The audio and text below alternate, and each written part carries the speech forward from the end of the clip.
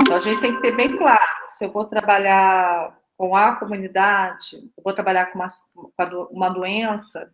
Quando eu fui para os Yanomamis, eu fui trabalhar com cocercose, que é uma doença que acometia a população Yanomami. Então, assim, nesse caso, o caminho era que aí eu fui via FUNASA, né, que era a Fundação Nacional da Saúde, para a gente fazer controle epidemiológico.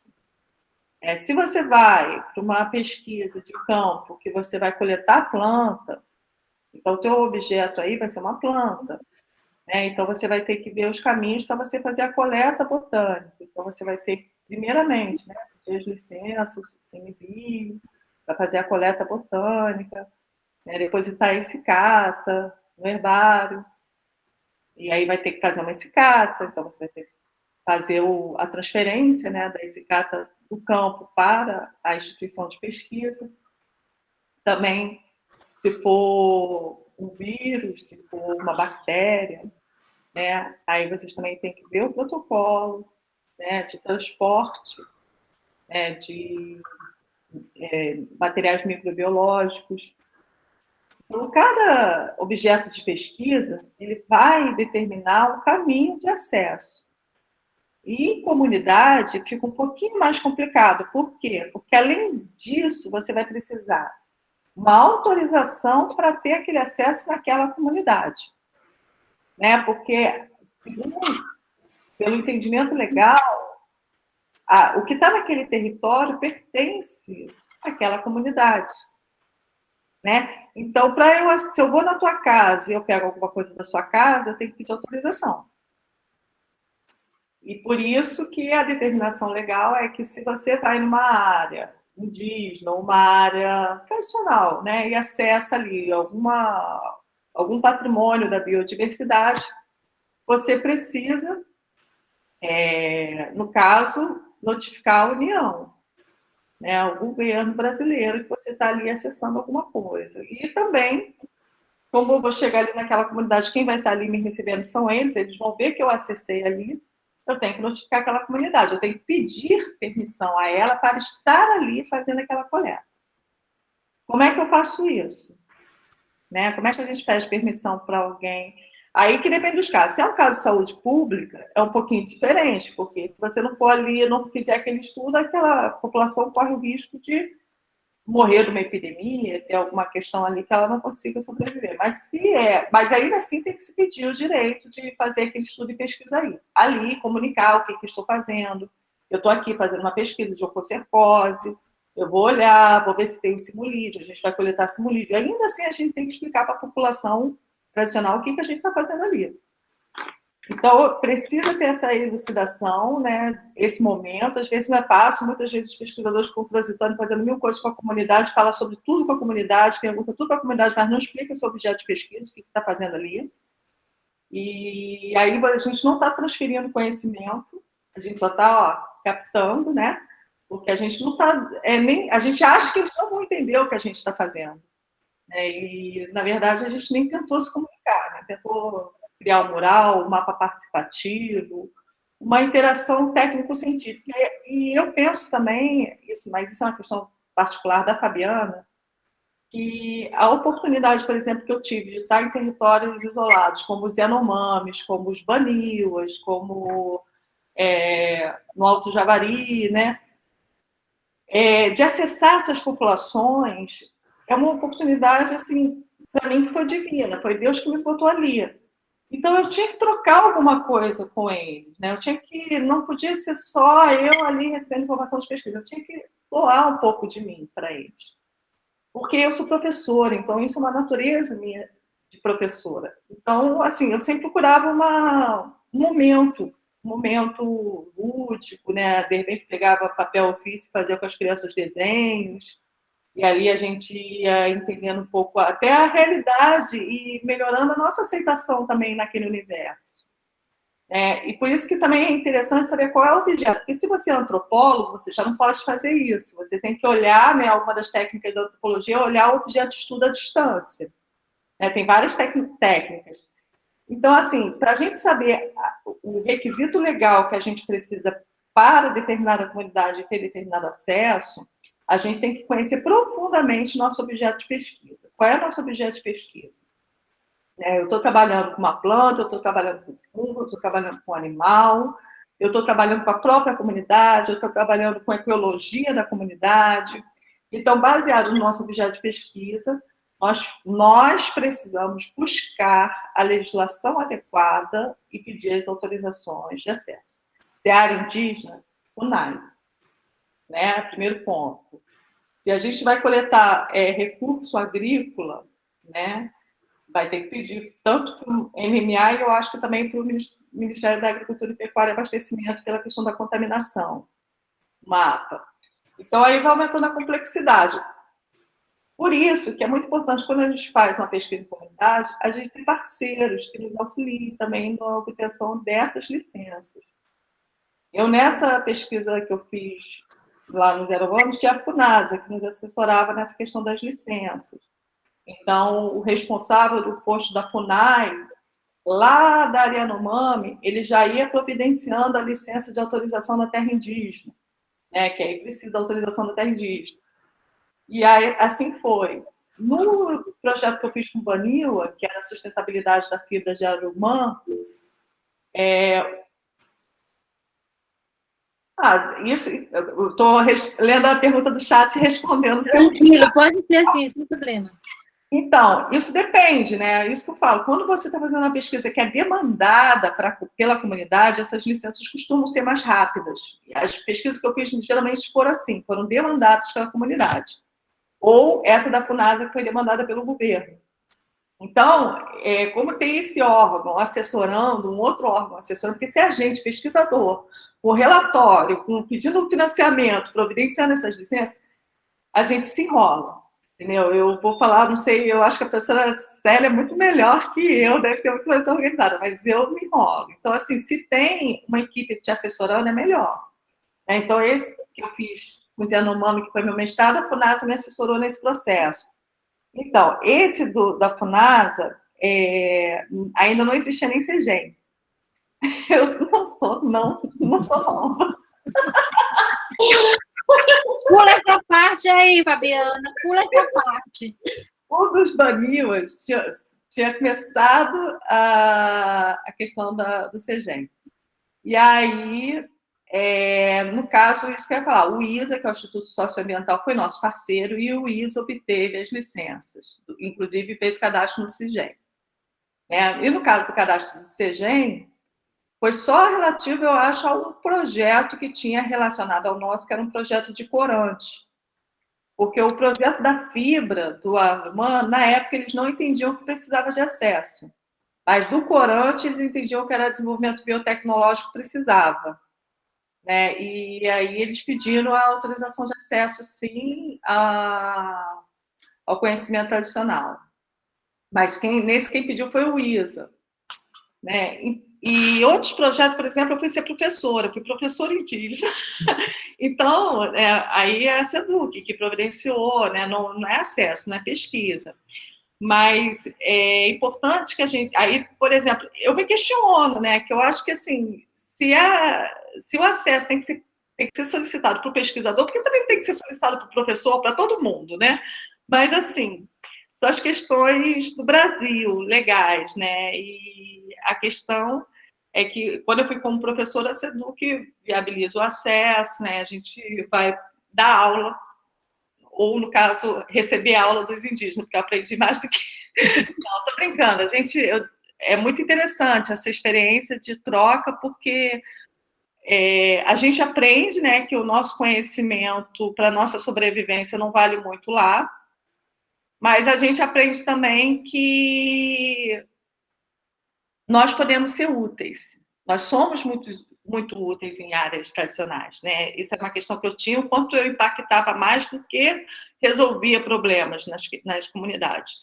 Mas eu percebi que a gente pode ajudar muito essas comunidades, e atualmente eu acho que é muito importante que a pesquisa se volte novamente para as comunidades. Eu vi muito pesquisador brasileiro falando que só queria trabalhar agora com Índia, com China e com planta exótica, não queria mais trabalhar com a biodiversidade brasileira, não queria trabalhar mais com as comunidades brasileiras, que dava muito trabalho.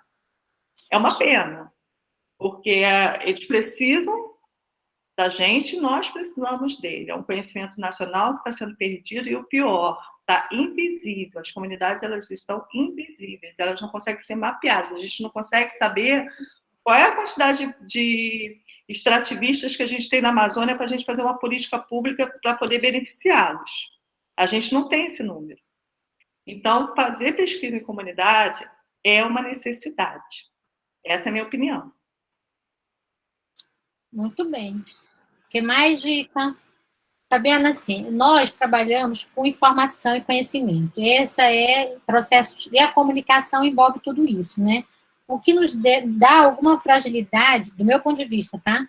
Quando a gente pensa em trabalhar com essas comunidades. Por quê? Porque a gente está, efetivamente, a gente quer entender o conhecimento deles acerca de uma determinada coisa, ou a gente quer compreender a complexidade da forma como eles veem uma determinada coisa, né? Então, nós não temos essa materialidade de utilizar, de olhar uma planta, ou de olhar um vírus, alguma coisa assim, né? Você viu aquele caso da banca que você participou, da Emily, né? Agora nós estamos com uma outra pesquisadora do GIEC, que ela não está aqui hoje porque ela está assistindo aula, Simone, e a ideia é entender, por exemplo, ela está trabalhando com a IG do Araná, e ela quer entender o que é que diferencia o conhecimento tradicional do Araná para o cultivo do Guaraná. Quer dizer, isso é muito sutil para a gente, é muito difícil, a gente não tem muito como abordar isso, né? E eu queria assim, qual é a tua percepção disso, da gente chegar lá em busca de informação e não de algo muito concreto? É assim, por exemplo, eu fui em Maués recentemente fazer isso. Saber informações sobre a diferença do Guaraná. Eu já sabia, na verdade, porque eu trabalhei com Sateré Maué e eu participei da discussão dentro da comunidade, da opinião deles sobre a questão do Guaraná. Inclusive, tem a questão do Sateré Maué do Andirá, o Sateré Maué do Marau, e o Marau não aceita, o Andirá aceita. Então, Isso. eu já entendi um pouco. E eu fiquei muito no Andirá, então eu vi muito o ponto de vista dos idosos, né, de lá.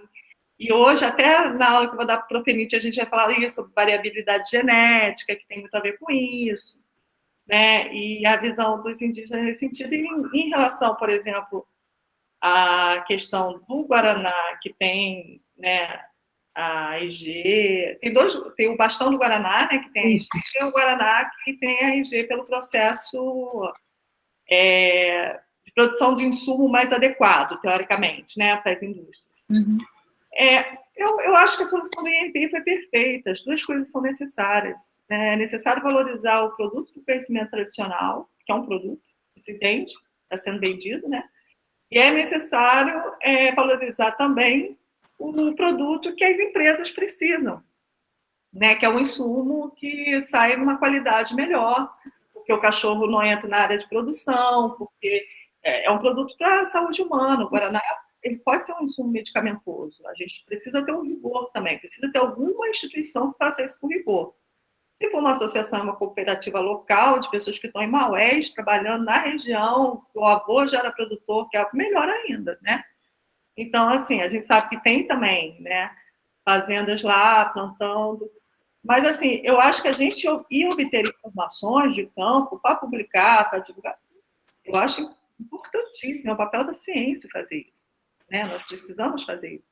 Mas é isso que eu falo desde o início. A clareza, por exemplo, quando a gente foi lá, agora, eu fui com o Alexandre Guimarães Vasconcelos, e nós fomos no IFAM, nós fomos na IPA, mas nós fomos claros. O que a gente estava querendo entender?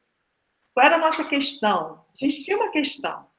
Né? A IG estava fazendo o desenvolvimento do preço do Guaraná, estava valorizando realmente a matéria-prima Guaraná. A IG ela fez esse salto quântico do valor da rama de Guaraná para o produtor. Então, a gente tinha uma questão clara. E a gente veio saber essa questão no fim mesmo de retorno do INPI quanto à produção da própria IG, né? A gente queria saber, o INPI queria esse retorno, se a IG foi um caso... Na verdade, o INPI, ele dá IG e acabou-se, né? Gente, para quem não está entendendo a linguagem IG, que é indicação geográfica, tá? Para aqueles que ainda não se atualizaram para esse assunto de propriedade intelectual. Não, nós duas. Tranquilo, Fabiana.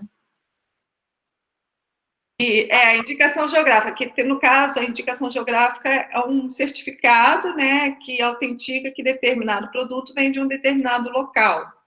É uma forma de proteção, né, que hoje ela não é vista como uma forma de proteção intelectual, porque não vem de um intelecto, mas uma forma de proteção coletiva, que ela protege o grupo de produtores, né, um coletivo de produtores, e ela tem sido muito empregada no Brasil para determinados produtos, como café, né, como a cachaça de Paraty, como o Guaraná, né, de Como Maué. abacaxi de Manso, né? Exatamente.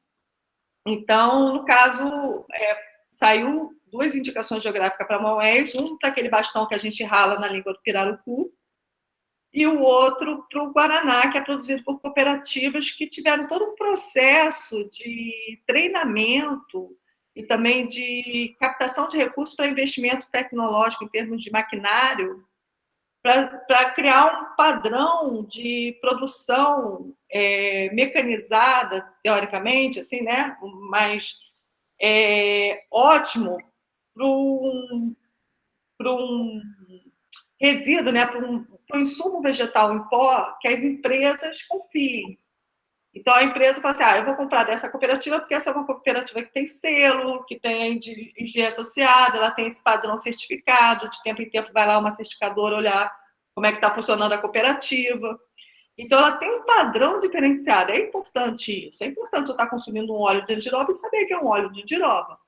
É importante eu estar consumindo um pó de Guaraná e saber que é um pó de Guaraná limpo, um Guaraná verdadeiro, não tem outra coisa ali misturada, entendeu? Então, essa é a diferença. E, assim, os dois são importantes. É importante que tenha o bastão do indígena e esse Guaraná em pó. Eu acho que gerar informação é importante. Aí depende de como se gera a informação. Se você vai fazer uma pesquisa na comunidade indígena, lá do Andiral, é preciso fazer. Nós estamos fazendo uma pesquisa, né, sobre isso, nós queremos essa informação para botar no portal, para botar no chat, para divulgar, para ajudar vocês em alguns processos que vocês têm, às vezes. E eu acho assim, que por mais que a gente veja que a nossa pesquisa é uma coisa diretiva, que eu só quero essa resposta e pronto, às vezes, quando a gente faz esse contato com a comunidade, tem essa conversa, a gente percebe que a gente pode fornecer algo que a gente não imaginava, e algo muito pequeno. Entendeu? Por exemplo, lá no Yanomami, uma irmã pediu para eu escanear os desenhos. Que custava eu escanear os desenhos? Entendeu? Então, às vezes, a gente pode dar um retorno. E aí, né, no caso da professora Célia, eu acho assim, que essa verdade, esse diálogo com a comunidade do que vai se fazer, qual é o objetivo da pesquisa, e relatar isso, tá? Tudo descrito, tudo relatado. Foi feito assim, o passo a passo, a comunidade começou a interagir com o projeto, e aí eu acho que vem efeitos transversais e emergentes desse processo que vão acabar enriquecendo a própria pesquisa no final.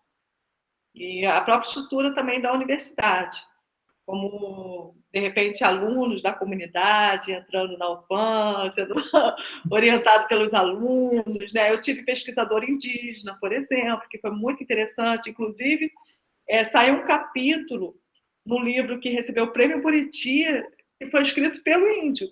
Legal. E eu era coautora. Então, assim, tem efeitos emergentes da pesquisa que a gente não consegue prever de início, mas quanto mais claro a gente primeiro, então eu acho assim, o processo antes de você ir para campo, estudar seu objeto de pesquisa, pesquisar ele profundamente, fazer uma revisão bibliográfica dele, né, seja uma comunidade, entendeu? Eu, por exemplo, antes de ir para os Yanomamis, eu estudei muito a etnia Yanomami, o tronco, comecei a estudar a língua, aprendi a falar Yanomami, então você começar a entender quem qual é a origem daquele povo, qual a origem, por que aquelas pessoas estão ali, como é que elas chegaram ali, né? Entender o histórico daquela sociedade, entender o histórico do teu objeto de pesquisa, e aí traçar uma estratégia. Qual é a estratégia da minha pesquisa? Como é que eu vou para campo? Como é que eu vou coletar essas informações? Daí, dessa estratégia, a gente pode ver quais são as informações sensíveis, que vou ter que ter licença, quais são as informações que não são sensíveis, né, que eu não preciso ter uma licença de coleta, porque são informações que vão, na verdade, me subsidiar a melhorar a minha estratégia, não são informações tão relevantes, né? E tudo conversado, porque daí eu acho que tem um projeto da Fiocruz que eu não participei diretamente, mas eu acompanhei, e se chama Sábios Conhecedores da Floresta. Nesse projeto, eles identificaram as pessoas que conheciam de plantas medicinais da Bahia e ensinaram elas a fazerem escatas. Elas fizeram as escatas botânicas, levaram algumas até os herbários, mostraram o que se faz com escatas, e elas montaram a coleção de escata de plantas medicinais da Fiocruz, que foi o primeiro herbário de plantas medicinais, e saiu um livro, Sábios Conhecedores da Floresta, onde todos eles são autores. Legal. Então, assim, tem muitas formas de se fazer diferente. A gente vai, como é um tema novo, assim, não é novo, né? Mas a gente está conversando sobre isso mais maduramente agora. Eu acho que a forma de fazer vai ser criada por cada grupo de pesquisa. E aí a nossa inovação vai ser o sucesso. A gente se deu esse desafio exatamente porque a gente entende que, como um grupo de pesquisa dentro da Amazônia, a gente não pode se refutar a olhar esse universo, a gente tem que trazer uma contribuição para isso, né? Cadê? Paulo fez uma pergunta. Deixa eu ver aqui. Isso. Tem uma pergunta aí para você. Leia que depois eu complemento colocando o que eu quero pôr para você.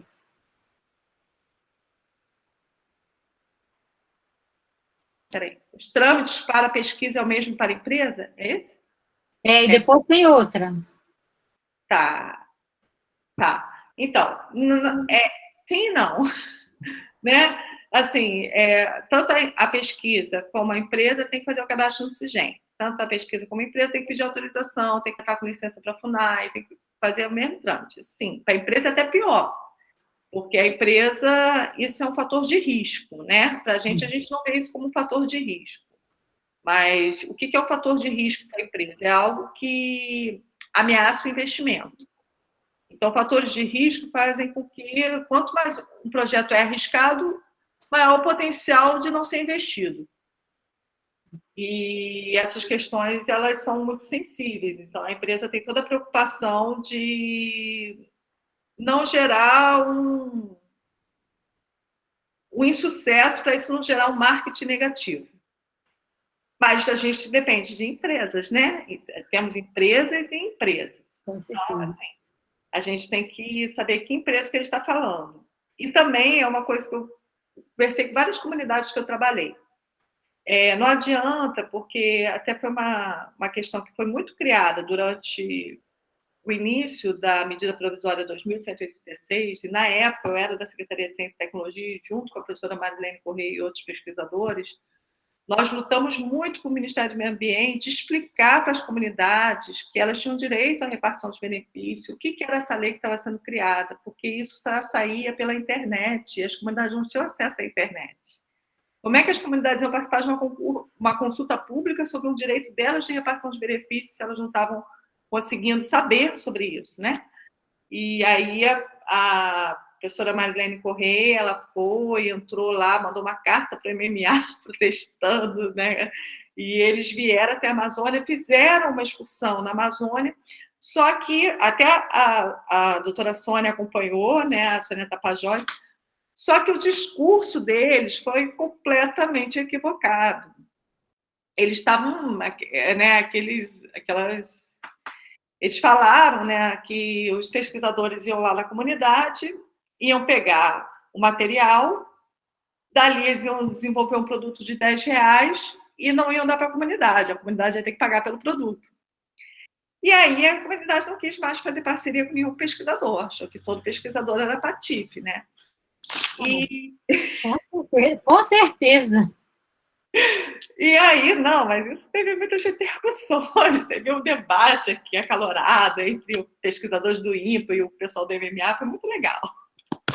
Mas, enfim, esse foi o cenário que essas políticas foram formadas, então gerou impacto. As comunidades, elas ficaram impactadas, achando que o pesquisador vem aqui, vem pegar meu conhecimento e não vai me dar nada. E a gente agora lida com isso. Né? Isso foi um efeito negativo que todo esse processo criou, e a gente que está ainda, né, trabalhando com comunidades, que está ainda aqui na Amazônia, porque eles vieram de Brasília, falaram isso, foram embora, e a gente ficou aqui. Sim. Então, a gente tem que lidar com essas questões. Então, por isso, a gente tem que ter mais cuidado ainda. Né? Mas, assim, sair da paranoia, não é paranoia. Não é ter paranoia que não vou trabalhar com comunidade, que isso não tem que ser assim. Não, é trabalhar, e até foi uma... Não sei se deveria estar falando, mas eu falo demais. Até foi uma orientação que o próprio MMA deu na época para mim. Só cadastro no CIGEM, um projeto de pesquisa ou uma publicação, o CIGEM, né?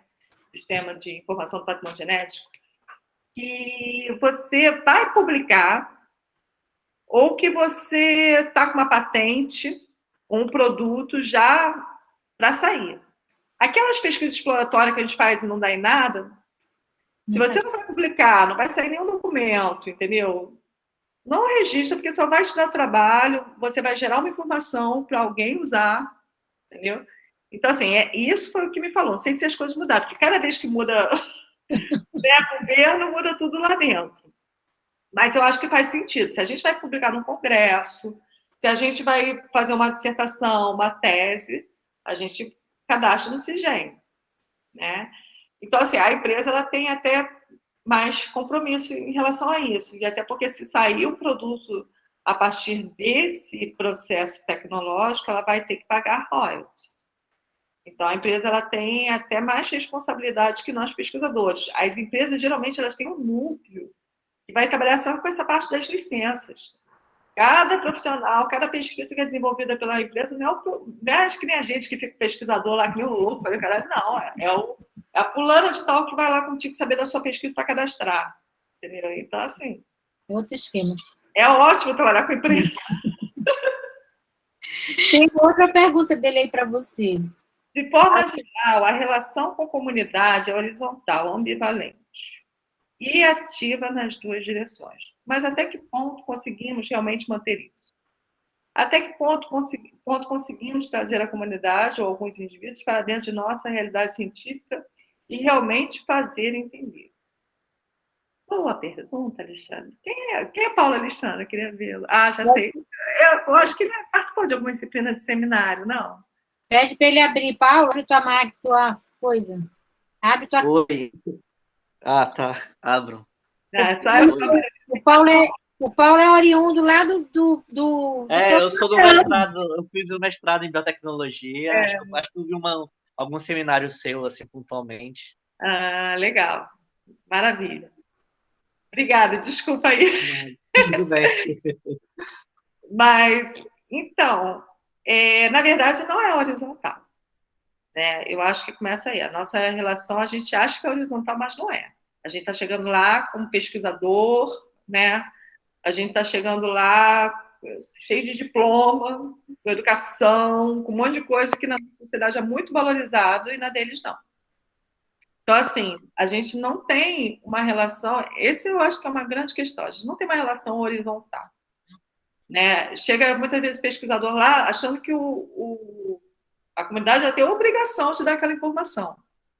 Isso não é horizontal. E se a comunidade falar, não, nós não queremos, vamos embora. Já aconteceu isso comigo com o Marau. Os indígenas do Marau achavam que eu estava defendendo os Dondirados, não quiseram assistir minha aula, foram embora. E ainda botaram fogo na floresta, quando eu fui para o campo. Nossa Senhora! Então, assim, a gente vê que não é horizontal. Já tem uma questão de conflito aí que está na nossa origem. Né? Por mais que a gente queira chegar lá com essa visão, né, que eu quero fazer o bem, ninguém pediu, muitas vezes ninguém pediu para a gente ir. Então, eu quero fazer o bem, assim, que nem eu ir na tua casa e falar assim, eu quero te ajudar. Não, te pedir ajuda, por que você está vendo aqui? Então, assim, pode a gente já chegar lá, sem muitas vezes pedir, já mostra que não tem horizontalidade nenhuma. E isso, claro, que vai impactar nessa relação. Por isso que quanto mais humilde a gente chega e mais rico em informação, a gente tem mais trunfo. A gente tem mais trunfo para poder lidar com as situações emergentes que vão surgir. Já teve situação, por exemplo, que eu fui roubada, eu tinha R$ 70, que era o dinheiro que eu conseguia almoçar uma semana, que o almoço era bem, eu fui roubada. No meio de uma comunidade isolada, né, ticuna, mas tinha uma piroscazinha de um peruano que vendia o almoço ali, era onde eu almoçava. Mas fiquei sem o dia do almoço, como é que eu ia fazer? Não tinha nem para atravessar de rio para o outro lado para pegar dinheiro. Tinha que pedir favor. Então, aí a gente fica horizontal. Tu pede favor, tu come com a mão, aí tu fica horizontal, entendeu? Mas, fora isso, essa relação não é horizontal. Então, a gente, até que ponto a gente consegue manter isso? A gente não mantém isso, a gente tem que tentar chegar nisso. Eu acho que a questão é essa, a gente tentar chegar numa relação mais horizontal possível. Então, para isso, a gente tem que ser menos arrogante, a gente tem que ser mais simples, a gente precisa entender o nosso papel ali e o nosso lugar. Ali não é o nosso lugar, né? Então, a gente tem que ter muito respeito. E trazer a comunidade, né? Eu acho que é também lidar com uma lógica que muitas vezes a gente não tem. É a paciência, é o tempo certo das coisas. Nós muitas vezes chegamos no campo com o tempo certo de pesquisa e a gente tem que cumprir aquele cronograma. Né? E às vezes aquela comunidade não está com aquele cronograma disponível para a gente. Ela está no período de coleta de açaí, está no período de coleta de patauá, ela não quer ficar ali conversando com você porque ela tem mais o que fazer. E aí, como é que você lida com isso? Respeitando o tempo dela. Então, eu muitas vezes já tive que ficar mais que o tempo previsto no campo para poder lidar com essas situações emergentes. Eu não posso obrigar a comunidade a parar de coletar o patauá para conversar comigo, porque depois eles não vão ter o que comer e eu não vou dar comida para eles.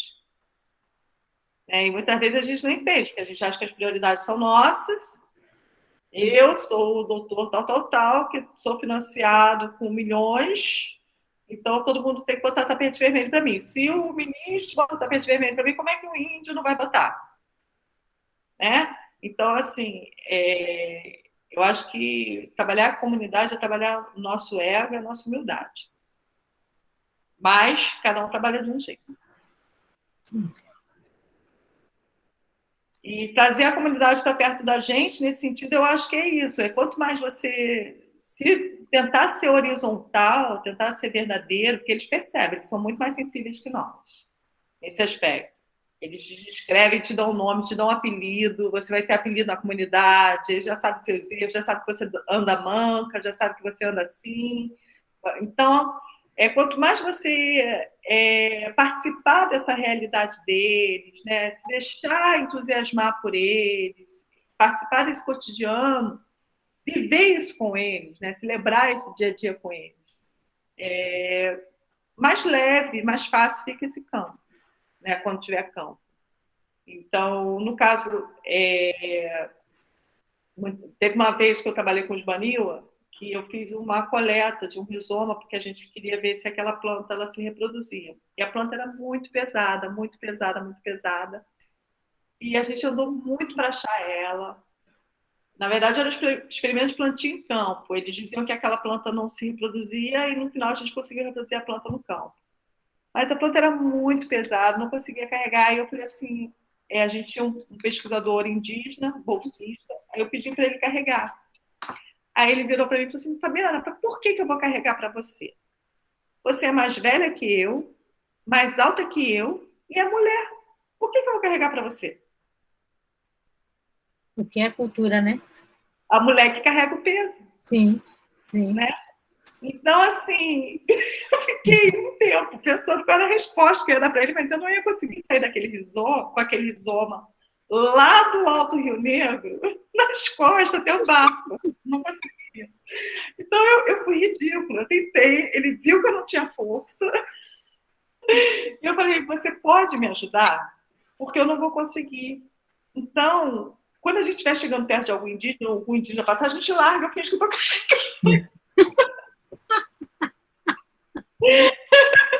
E assim a gente fez, sabe? E quando passou, assim, a gente via um indígena, eu fingia que eu estava carregando, deixava assim no chão do meu lado, porque ele não ia se humilhar perante a comunidade dele, eu ia embora, ele ia ficar ali, é uma sociedade patriarcal, uma sociedade machista, que a mulher, ela tem determinadas funções pré-estabelecidas, e o homem é outra.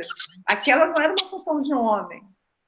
Se eu deixasse ele se expor aquele ridículo para ele, né, na mentalidade dele, amanhã, quando eu fosse embora, ele carregou o saco lá da pesquisadora.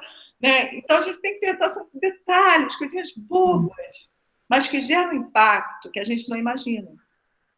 Um outro impacto também que eu tive que foi muito interessante foi com os Yanomamis. Quando eu trabalhei com Yanomami, meu coordenador ele chegou lá cheio de panela, cheio de linha, entregou para o Yanomami em busca das informações. Né? A mesma coisa do colonizador, continua até hoje. Né? Levou os espelhinhos, né? O ouro, o espelho, para obter as informações. E eles adoram, eles já vão lá loucos pelo chinaru, pela panela, porque eles precisam, panela, facão. Né? E aí eles ficavam, mas eu não queria fazer isso, eu achava isso... eu não achava que essa era a forma adequada de se fazer esse contato, né? Então, eu demorei mais dias para obter o que eu precisava de informação sobre a oncocercose, sobre a disseminação da oncocercose no território Yanomami, mas eu tive uma relação mais intensa com eles, que no final eu consegui participar das cerimônias de casamento deles, então eu consegui andar com eles até os casamentos, porque eles tiveram essa confiança em mim. E por que eles tiveram essa confiança em mim? Porque eu ganhei essa confiança. Eu conquistei essa confiança. Porque eu acreditei neles. Eu vi aquela comunidade como era linda, eu participei da vida deles, eles participaram da minha vida, eles viram o meu fracasso no campo, eles viam quando eu não conseguia coletar, eu não conseguia fazer, como eu ficava triste.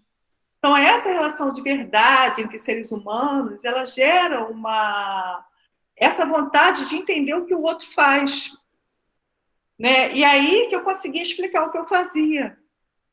Porque eles estavam com vontade. É diferente de eu chegar lá e falar, eu faço isso, eu sou o máximo e minha pesquisa é maravilhosa.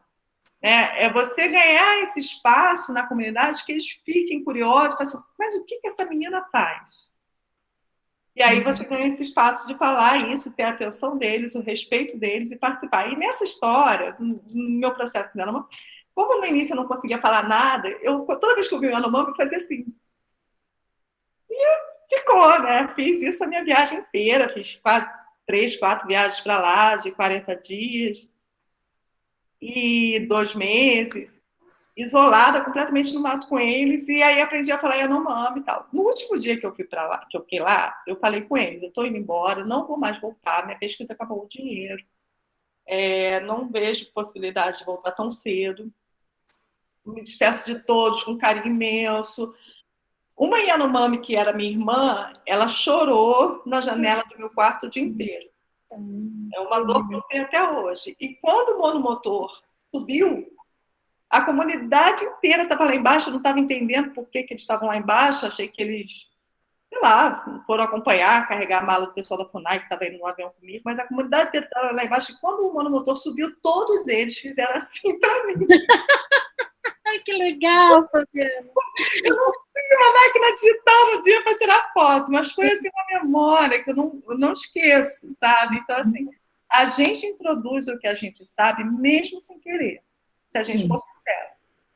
Né? Se a gente tiver vontade de compartilhar isso, se a gente for verdadeiro, conosco e com eles. Olha, tem 2 outras perguntas aí para você. As comunidades, de alguma forma, conseguem... Essa? Essa é uma, e a outra está embaixo.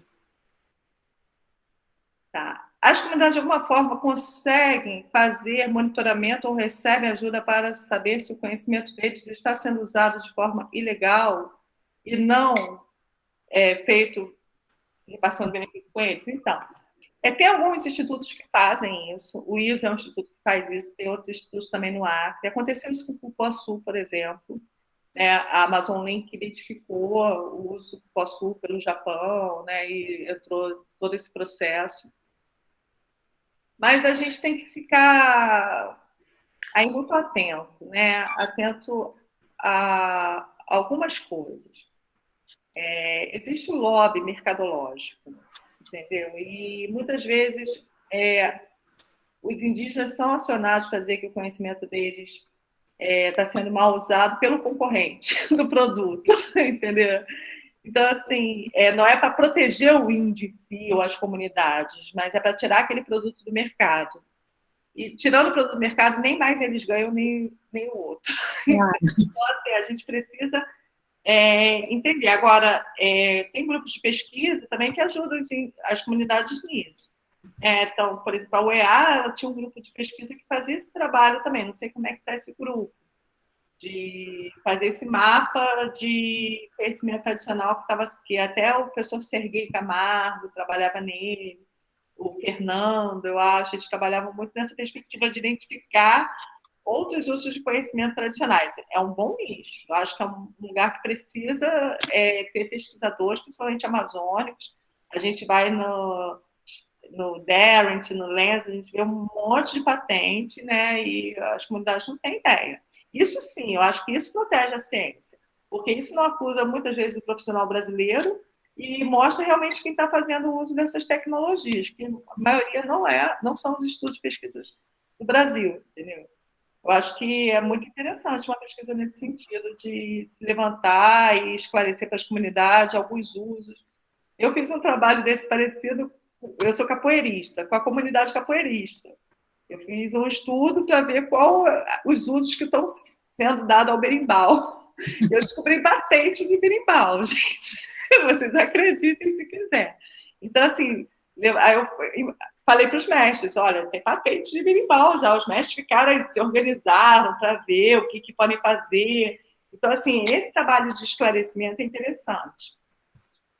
Para registrar os conhecimentos da comunidade, quais as ferramentas que você usa? Você já encontrou resistência no uso dessas ferramentas?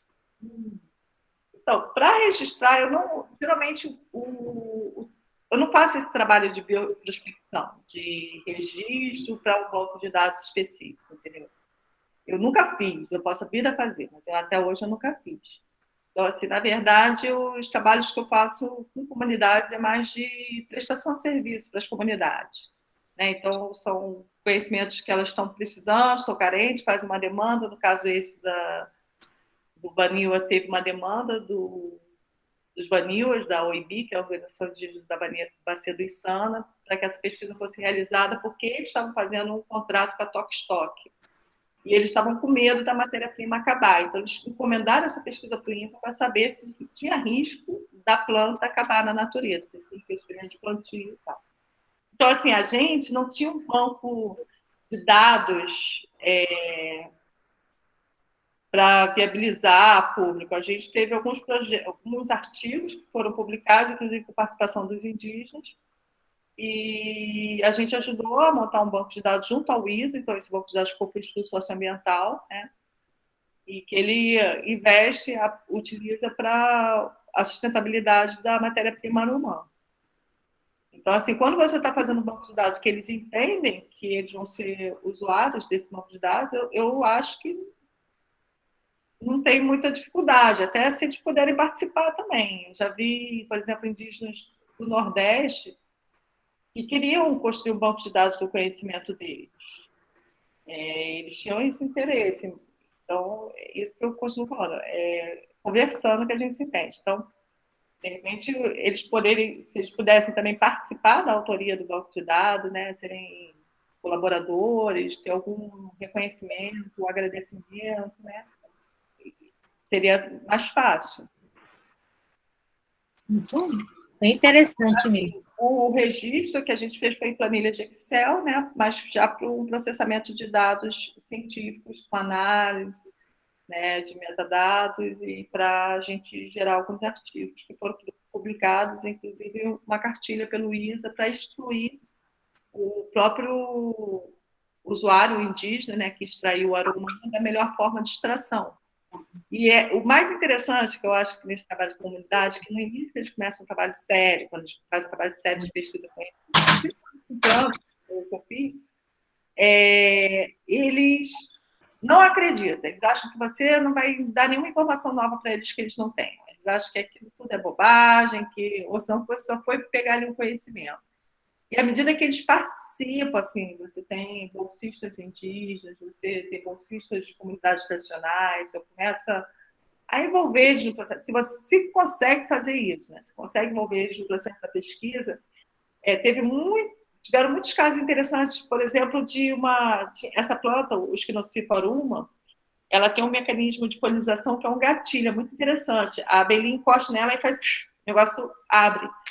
Eles nunca tinham reparado isso. Né? Então, quando a gente foi fazendo nas plantas, né, porque a gente tem que fazer algumas ficarem estéreis para a gente ver a taxa de polinização. E aí, quando a gente foi disparando em algumas, eles olhavam, isso acontece? Como é que pode? Aí, depois que a gente foi pesquisando polinizador, quem poliniza, eles ficaram, nossa, nunca tinha reparado. E aí eles começam a se envolver, né, na atividade da pesquisa, porque eles vão vendo que tem muita... Essa planta, por exemplo, a gente plantou num lugar que a planta não ocorria naturalmente.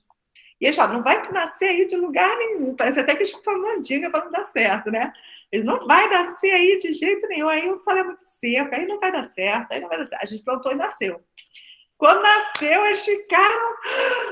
E isso é muito legal, porque a comunidade, eles participam, eles acompanham a pesquisa, eles ficam olhando, mandavam foto para mim das plantas, sabe? Então, assim, quando você consegue engajar a comunidade, eles participam da pesquisa e é interessante que você muda o futuro das pessoas, porque dali já tem um filho que vê você, que se inspira... E o nosso impacto é gigante, gente. Depois que eu fui em várias comunidades, um monte de Fabiana que nasceu, que as mães deram o nome de Fabiana. Então, assim, eu ficava assim, gente, a gente tem uma responsabilidade social que a gente subestima. Porque meu nome está agora em um monte de comunidade. Então, deixa eu ver. Os saberes da comunidade influencia na metodologia de alguma forma? A forma de pensar, a epistemologia indígena, acho, é considerada no processo de fazer ciência, ou costuma ser apenas uma informação e influenciar o método científico? Boa pergunta, Paulo, obrigado. Então, eu acho que sim, eu acho que muitas vezes eu tive que readaptar minha metodologia pelas condições locais, né? Eu acho que a gente tem que lidar com esse fato. Por isso que isso que eu falei, quanto mais a gente estuda, melhor a gente se prepara para se chegar ali aquilo não está certo, entendeu? Porque se chegar ali na comunidade não der certo, não dá para voltar para Manaus para pegar outro livro, para pegar outra tiracolo. Então, às vezes, eu vou estar ali sozinha, vou ter que lidar com os recursos que eu tenho. Então, quanto mais preparada a gente vai para campo... uma coisa importante para quem vai para campo, gente, isso aí é a tia Fabiana que está falando. Vão com muito repelente, vão com camisa de manga. Essa história de eu sou bicho grilo, gente, não dá certo na Amazônia. Não quero que ninguém pegue doenças, né? Leishmania, sabe? É muita doença que a gente tem, filariose. Eu peguei filariose. Gente, não brinca com a saúde de vocês no campo, tá? E quanto mais você levar repelente, você se proteger de picadas de mosquito, mais você aguenta ficar no campo. Porque se você não vai preparado, 20 dias você está surtando dentro da barraca, se coçando todo na rede, você quer ir embora, você quer voltar, porque você não está aguentando mais, está com febre. Então, quanto mais precavido você for para o campo, teu kit de primeiros socorros, polaramine, né? Mais você faca, né? Vai com material, água, hipoclorito para botar na água. Quanto mais você vai equipado, melhor a tua resistência no campo, e aí você pode até readaptar a metodologia e ficar mais tempo, porque já aconteceu isso também. Né? Muitas coisas acontecem, pessoas morrem, né? Já teve casos que eu fui para a comunidade, morreu uma pessoa que a pessoa precisou ser cremada, e aquele ritual, a comunidade inteira para aquele ritual. e aí você não tem como fazer sua pesquisa naquele momento. Então, você vai lidar com situações que você vai ter que adaptar a sua metodologia, sim, e às vezes alterá-la completamente. Teve uma questão interessante, que eu fui com um questionário e era para perguntar para os Yanomamis para onde eles iam. Eu tinha que perguntar para onde eles iam. Eu ia para o norte, sul, leste, oeste, para a gente saber para onde a oncocercose estava se disseminando. Porque eles eram portadores de oncocercose e estavam levando ela para um outro território que tinha simulídeo e ia transmitir. Então, a gente tinha que saber se esse território tinha simulídeo ou não, para saber se ali estava continuando a reinfestação. E aí é muito simples, né? A gente pergunta qual é seu nome, para onde você vai. Né? A metodologia, a gente faz questionário, qual é seu nome, para onde você vai. Aí eu ia saber quem estava indo para tal lugar. Aí chego na comunidade. Aí eu pergunto, a primeira pergunta que eu aprendi a falar Yanomami é qual é o seu nome? Benahan. Benahan, Taime. Anotei lá, Taime. Segunda pessoa, Benahan, Taime. Eu gosto desse nome Taime, né? Benahan, Taime. 3 Taime tá estranho. Benahan, Taime. Aí eu fui na irmã, a irmã que sabia falar inglês, Yanomami muito bem. Eu falei, poxa, todo mundo aqui se chama Taime? Por quê? Taime é não sei. Os Yanomamis não falam o próprio nome. Quem fala o nome deles é um outro. Eles não se apresentam. Quem apresenta é o outro. Bota tudo mesmo. E aí, se você não tem tempo para reperguntar, para refazer a pesquisa, né? Você tem lá 20 Taíme indo para norte, sul, leste, oeste, que não é dado nenhum. É uma informação completamente errada, né? Então, assim, outras questões também. A taxonomia indígena. Eles têm uma forma de taxonomia que eles identificam a planta, por exemplo, casca rajada. Só que essa forma de taxonômica não tem nada a ver com a nossa forma taxonômica botânica. Então, às vezes a gente acha, assim, quando está no campo que trabalha com planta, que é casca rajada, toda que a casca rajada é uma mesma espécie, não é. São 20 mil espécies, 20 mil famílias diferentes. Né? Então, assim, muitas vezes o nosso arcabouço de informação é insuficiente para lidar com a realidade local. É um desafio mesmo, né? É um desafio mesmo. Fabiana, deixa eu te perguntar uma coisa. Por onde você, que tipo de comunidade, para nós tudo é muito novo, né? Nós estamos entrando nesse universo agora.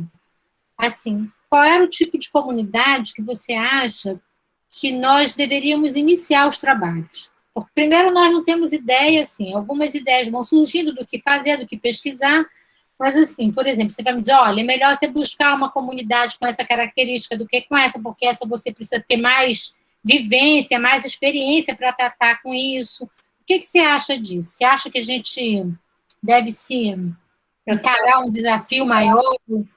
Eu vou falar uma necessidade que eu sinto hoje, tecnológica, tá? E que eu acho que tem muito a ver com o teu grupo de pesquisa. Eu acho que vocês poderiam começar a pesquisar o município de Maués. Não é a comunidade, é o município. Uhum. Então, fazer a caracterização dos diversos tipos de populações humanas que tem ali. Né? Porque ali não tem só comunidade tradicional.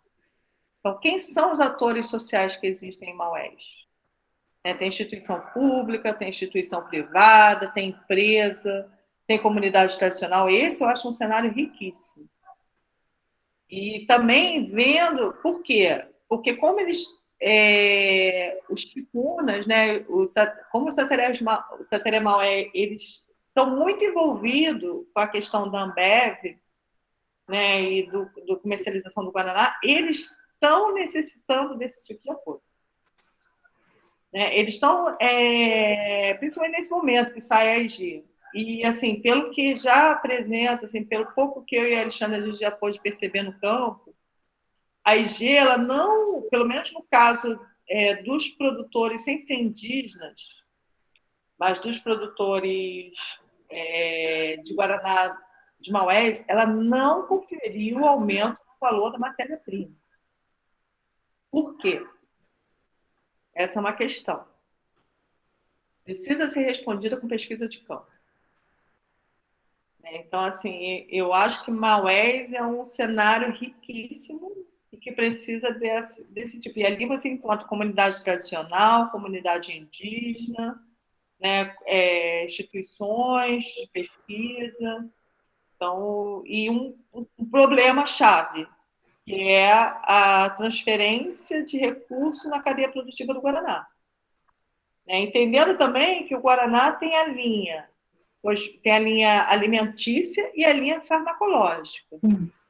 Né? E cada uma tem uma complexidade diferente. Entendi. E esses estudos do tipo patente de Guaraná e essa aproximação com o conhecimento tradicional, você estava dizendo que valia a pena a gente pensar em alguma coisa assim, né? Patente não, a indicação geográfica. A própria não, indicação... lá eles têm uma indicação, eu sei, mas esses estudos de, como a Ângela perguntou ali, olha, ele tem como monitorar, isso aqui seria uma coisa interessante, se ressaltou para a gente, né? Muito interessante. O que a senhora acha? A gente fazia muito esses estudos no CBA, mas de patentes, né? A gente trabalhava bem com isso, e aqui eu tenho várias pessoas que eram do grupo, que trabalhou comigo lá no CBA. Mas a gente mais monitorava o que existia para identificar nicho, para identificar tecnologia, né? Esse era o princípio. No CBA, o princípio funcionava assim. Eu chegava com um projeto e cabia a nós, no núcleo de informação, levantar as informações a respeito daquele projeto que estava sendo desenvolvido. Então, se a gente recebia uma empresa que queria trabalhar com alimentos, especialmente com bebidas da Amazônia, então nós tínhamos que estudar as patentes do Guaraná, levantar o que tinha, o que não tinha, o que estava protegido, os gargalos, onde que estavam as questões ligadas à importação, os gargalos, enfim, legislação, enfim, tudo isso, né? Então, assim, quando você diz assim, olha, que a Ângela perguntou aqui, tem como a gente monitorar para saber se o conhecimento deles realmente está contido numa patente ou não está? Isso é muito sutil da gente observar se a gente não sabe o que é o conhecimento tradicional deles, né? Na verdade. Mas fazer estudos de patente, vamos supor, nesse nicho de Maués, sobre o Guaraná, isso para nós é muito tranquilo fazer, tá? É tranquilo a gente fazer, é tranquilo a gente saber, porque isso é uma competência que o grupo efetivamente tem. Né? Agora, o problema não é fazer o estudo da patente, mas em associar isso a um conhecimento tradicional e tentar achar uma forma de uma conversa entre isso, entendeu? Na verdade, professora, eu vejo assim... Ai, professora mata, Fabíola. Pelo amor de Deus, né? A professora é tão linda. Mas é com carinho que eu falo. Tá bom. Mas, assim, o que eu penso é que, no caso do Guaraná, atualmente a gente está verificando isso na Rota da Biodiversidade. Não sei se vocês já ouviram falar, né? É uma rota que foi implementada aqui no Amazonas, em início de 2020. A gente teve uma reunião no final de 2019, e é uma rota do Ministério do Desenvolvimento Regional com a Fiocruz. E o objetivo da rota é desenvolver cadeias produtivas de plantas estratégicas em cada bioma brasileiro. No caso, o Guaraná é uma planta estratégica brasileira, né? E nós temos aqui Maués, e a gente vem percebendo que o Guaraná, a partir do momento que aumenta o desenvolvimento tecnológico, ele é muito mais rico do que a gente supunha, né? Então, a gente está vendo um caso de longevidade no município de Maués, né? As pessoas estão vivendo com 90, 100 anos. Se você vai no município de Maués, por isso que eu reforço muito a importância de pesquisa de campo, inclusive, vou estar desempregada, se quiser me contratar, fazer pesquisa de campo, eu vou amar, entendeu? Que eu quero sair de escritório e ir para campo também. Mas, assim, também pesquisa de patente também eu gosto muito de fazer. Mas, no caso do Guaraná, o mecanismo de ação dele farmacológico no Brasil ainda não está bem elucidado, mas nós sabemos que ele tem diversos mecanismos interessantes, né? Até o resíduo dele, quando é utilizado. E é muito importante essas pesquisas, o levantamento dessas patentes, verificando quais são as formas futuras, né, que já está se pensando no mercado futuro para o Guaraná. Eu acredito que, posso estar equivocada, mas eu acredito que o primeiro mercado que o Guaraná foi muito forte foi o de alimentício, mas agora o Guaraná vai para o mercado farmacêutico. Então, assim, ver se já tem muitas patentes nesse sentido, né, na classe A61K. Então, eu acho que é importante fazer essa pesquisa, sim, até para ver se essa tendência que eu imagino se confirma, né? Que a partir de um determinado... E se confirmar, o que a gente vai verificar? A gente vai verificar o aumento do valor do produto final. Né? Se aumentar esse valor do produto final, esse valor tem que ser repassado para a cadeia. Sim, com certeza. Né? E se ele ainda não está sendo repassado, e se já está sendo feito, tudo isso eu acho que são prospecções que a patente pode dar. Entendi. E nessa rota da biodiversidade, aqui para a nossa região, aqui para o nosso estado, nós só temos o Guaraná? Não. Não, a gente está fazendo exatamente nesse momento esse mapeamento. E até convido a senhora a participar, né? É um levantamento de patente maravilhoso que esse grupo faz. Exatamente a participar da rota oficialmente, né? Convido vocês, é um grupo aberto, tem o comitê gestor, que é o comitê mais selecionado. Inclusive, eu convido até a participar do comitê gestor. Não, Fabiana, eu vou te falar, eu gostaria mesmo de participar, porque a minha intenção, efetivamente, é colocar o grupo naquilo que ele se considerou que vai ter expertise, que é realmente trabalhar com conhecimento na Amazônia para a Amazônia, entendeu? Então, esse esforço da gente entender o que é trabalhar com essa comunidade tradicional, o que é trabalhar, é justamente isso, é dar uma expertise ao grupo que eu acho que ela é muito ausente no país como um todo, entendeu? E especialmente quando a gente fala da característica da nossa região e do nosso estado.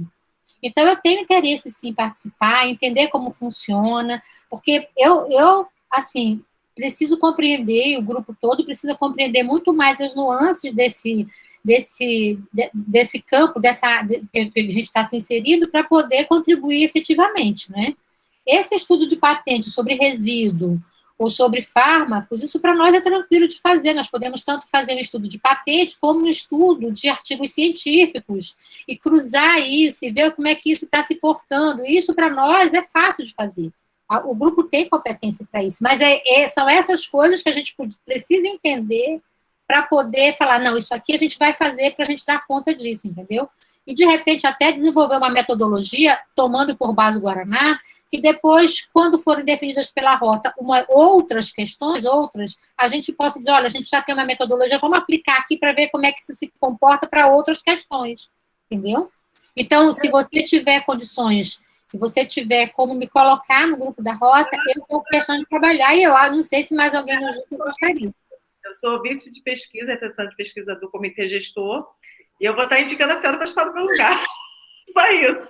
Não, para estar no teu lugar não, Fernanda. Tu pegou pesado demais. Vice de pesquisa, tem gente mais competente que a senhora para estar fazendo esse levantamento, que é justamente isso, é levantar tecnologias potenciais que possam ser investidas pelo Estado e pelo Ministério do Desenvolvimento Regional para alavancar a rota da biodiversidade e também fazer esse link com as empresas, né? Quem são os setores de transferência de tecnologia. Ok. E tem total perfil, é melhor que eu até. E assim, uma questão também que é bobagem, mas é importante quando a gente vai para o campo, trabalhar com a comunidade, é cuidado com o que se come, tá, gente? Já me deram veneno para comer, tá? Minha nossa. Cuidado com o que se come, não comam tudo, assim, não façam desfeita, mas também não precisa comer tudo, né? Então, assim, precisa ver o que eles estão comendo, né? Coma só o que a comunidade estiver comendo. Muitas vezes eles dão coisa, brincadeira, de mau gosto, mas a gente tem brincadeiras de mau gosto. A nossa sociedade é deles também, né? De dar uma planta venenosa para a gente comer, uma brincadeira, para ver, ó, é idiota, pesquisador e tal, mas ó, como é que vai comer bebendo nem sabe. E a gente, né, pode ficar com vergonha e mastigar. Então, assim, eu sempre, quando eu ia comer alguma coisa, eu pedia para ele comer antes. Mas, assim, cuidado com o que se come em comunidade, né? Não vai naquela coisa de, ai, tudo é novo, quero experimentar de tudo, né? Por aí, né? Tem coisa que pode ser incompatível para o teu sistema, né? As comunidades, elas têm produtos, né? Elas têm os seus produtos. A gente também tem que ter essa visão de entender quais são os produtos comunitários e reconhecê-los e viabilizar um caminho para eles também, caso essas comunidades tenham interesse em vender. E aí, os Yanomami, por exemplo, eles usam uma coisa chamada benerré, que é um chumaço de folha de tabaco amassada com cinza e eles põem aqui na boca, lá de dentro. Então, fica meio beiçudo assim. Eu fiquei viciada nisso, enquanto eu trabalhei com os Yanomami, né? Todo campo que eu ia, porque a gente subia grandes altitudes, né? Roraima é um lugar que tem altas montanhas, e aí para você aguentar, né? Eu comecei a ter os hábitos deles, trabalhando muito tempo no campo com eles, era só eles, eu falando só Yanomami, você acaba virando, né? Eu não virei um Yanomami porque eu andava de roupa, que nem pesquisador e tal, mas você acaba compartilhando alguns hábitos. E quando eu cheguei em Manaus, na época, eu dei para o meu esposo. Eu levei um especialmente, que minhas amigas Yanomamis fizeram, especialmente para ele, dei. Na hora que ele botou na boca, ele passou super mal, mas muito mal. Quase ter que carregar ele para o hospital. Então, assim, nem todas as pessoas também têm o mesmo organismo, que as coisas vão ser compatíveis. Então, cuidado com o que a gente vê em comunidade. Não sai botando tudo na boca, comendo tudo, porque depois dá um trabalho danado tirar a pessoa do campo para socorrer. Sim. Né?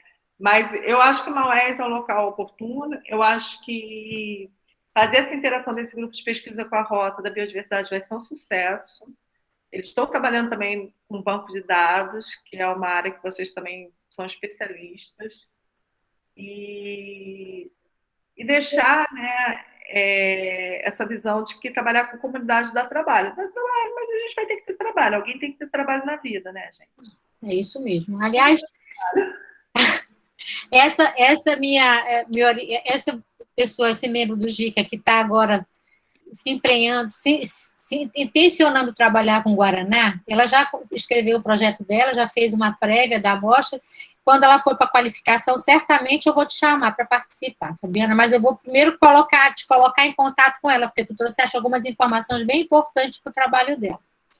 A coisa que mais o pessoal no Profenit falou para ela, olha, eu acho isso muito louco, porque isso dá muito trabalho, sabe, isso é muita licença, a parte toda muito legal. Então, ela ficou muito assustada, né? Mas a gente entendeu que era preciso enfrentar isso aí. Trabalho vai dar, mas e aí? Se a gente também não enfrentar, como é que a gente vai continuar? Ou como é que a gente vai fazer, né? Uma ideia que depois também a gente pode conversar é sobre a gente criar um núcleo de apoio a pesquisas com comunidades, né? Um grupo que possa solicitar as licenças, né? Legal. Que possa fazer essa parte mais chata para que quem precisa ir para campo não precisa se preocupar com isso, né? A gente já saber quais são, pode começar com um grupo pequeno, com um grupo de pesquisa pequeno, mas depois pode abranger outros, né? E aí a gente pode conversar um pouco sobre isso, que isso já é uma necessidade, né? Entendi. Mas eu adorei a conversa. Gente, tem mais alguém? Alguma pergunta? Olha, Fabiana, eu acho que vão ficar muitas perguntas na nossa cabeça hoje à noite. Esse foi um primeiro bate-papo, né? Mas eu queria te dizer, assim, que esse bate-papo, ele vem na esteira de um convite que a gente recebeu numa conversa também que nós tivemos com um pesquisador do IBIT, né, para que a gente faça um evento. Ele tem um projeto, ele tem um recurso para que a gente faça um evento em junho sobre pesquisa de conhecimentos tradicionais, né? Então, nós estamos conversando para que a gente possa entender aonde a gente vai se inserir, como a gente vai se inserir Nós temos uma reunião com ele logo no dia 1º, agora de fevereiro, para que a gente possa começar a indicar algumas temáticas. Eu acho bem importante o relato da sua experiência. Eu acho que isso é muito enriquecedor, porque você traz coisas assim, olha, eu tive lá, eu vivenciei isso, então eu acho que isso é muito legal para quem pretende, ou para quem vai trabalhar, ou para quem quer conhecer, ou para quem quer problematizar essas questões, né? Para nós é muito legal, porque a gente, pelo menos, vai tomando, vai começando a construir na cabeça alguns elementos que possam conduzir a gente a uma pesquisa, né? Porque até então eu cheguei para o grupo e falei, nosso tema esse ano, como eu te falei, o grupo todo ano elege um tema, né? Nosso tema esse ano é trabalhar com conhecimento tradicional. Então, eu imagino que na cabecinha de cada um, ninguém conseguiu ainda afinar com precisão aquilo que gostaria de fazer. Por isso que eu achei muito legal essas suas indicações, essas suas sugestões.